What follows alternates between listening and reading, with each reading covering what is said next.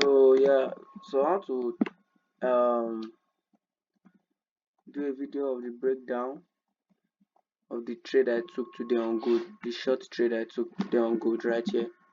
So firstly, from yesterday, if we can see, we're bearish, right?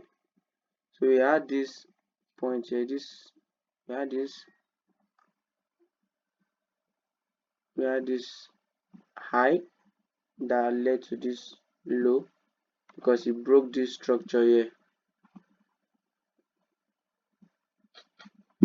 Yeah, it broke this structure here, which is a break of structure to the downside. So after that, now we know that this is the high and this is the low because there wasn't any structure that broke this low. So anything we are doing within this range, we are probably definitely looking for sales for short trade. If you can check from this range here, this range to this range, this range to this range here, you see your premium and discount.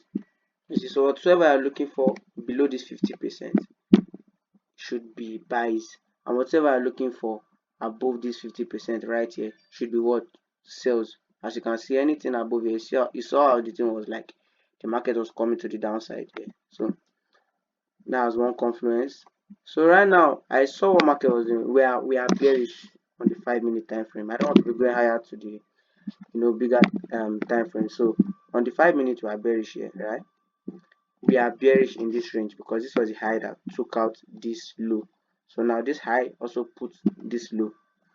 So because a valid high must lead to a low that causes a break of structure, and a valid low must lead to a high that causes a break of structure. So now this was throughout yesterday, so we were trading in this premium and discount range. That's what we're trading at. So now I looked at what was happening. This the Asian session, which is known as a point for liquidity grabs and all that. So this is the Asian high and this is the Asian low right here. So now this is the start of London. This line you see as my mark out here. This is the start of London session. So London opened. When London opened, I was trying to look out for any opportunity in the market, but I did not see any opportunity in the market, right? So now I saw that London was it was bullish, trying to go and to run out the liquidity above the Asian highs.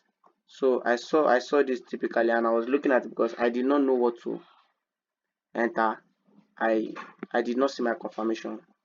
So I watched why London swept the Asian high, and I saw it came into the supply zone here. There's a supply zone above this high. This point here, they are just point of liquidity. As you can see, they are just wicks, which are point of liquidity.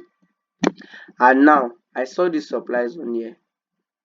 Due to the fact that I want to trade the lower time frame, so I want to just take a quick move here. Probably like call it scalping here, kind of. So this was the supply zone that led to the move to the downside. So I know that there will possibly be a reaction. It's a 5 minute supply zone. So now I saw that price tapped into the supply zone during the London session. As you can see, this is the London session right here. So price tapped into the supply zone right here. And when price tapped into the supply zone, it tapped into the supply zone closely to the New York Open. As you can see, this is New York Open. So I went down to the 1 minute because I was on the 5 minutes for. I went down to the 1 minute. And when I went down to the 1 minute, I saw what price action was doing inside this supply zone, the 5 minute supply. So I went down to the 1 minute. I went down to 1 minute and I saw this high. Price has been bullish on the in the London session. This was the high, the low, the higher low during the London session. Then we have this again, the higher high, and then what then happened? Price broke this previous low, broke it to the downside, giving us another lower low right here.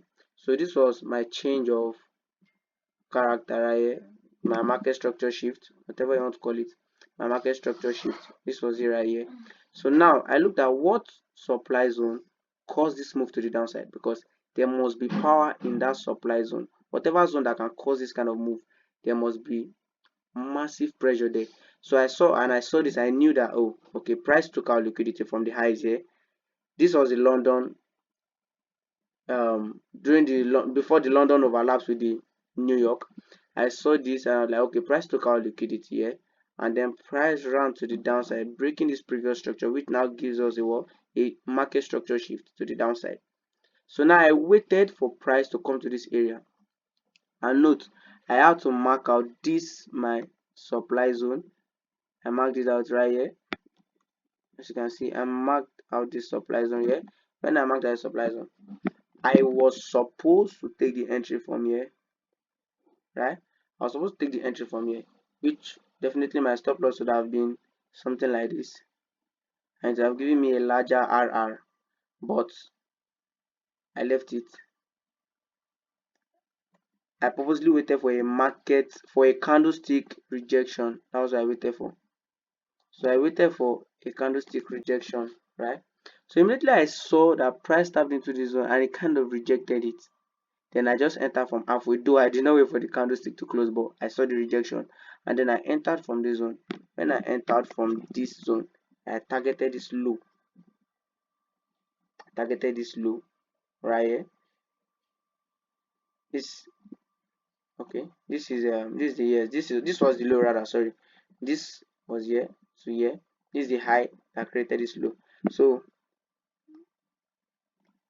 my main target would have been here, which was the 3RR. If I was to look at, let's just say 2.90 something RR, close to 3RR, this would have been my main target, right?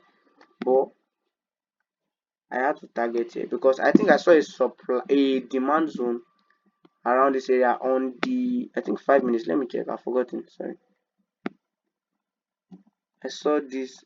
Okay, I saw this level of imbalance here. I saw this level of imbalance. So I knew that price will always want to target an imbalance. So, and it will always want to react from there. And I don't want anything that will make price react. I would have gone lower to this side, this equal lows right here.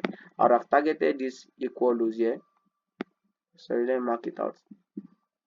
I would have targeted this equal lows, which are what build up liquidity. I would have targeted this lows here. This build up liquidity right here. I would have targeted it. But I was like, I don't want anything that will make price come in here and then react and then just boom, hit me stop loss and or hit break even. I don't want that. So I just saw this level of imbalances. I just targeted this place, which was a 4RR.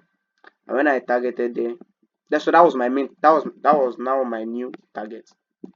So price mitigated, hit here, and the price went down to the downside.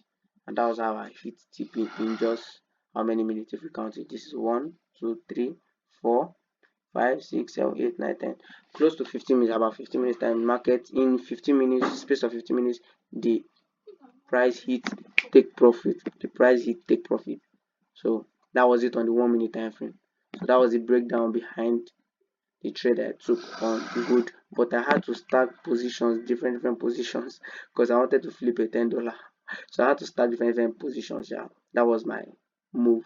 So that is that. Thank you.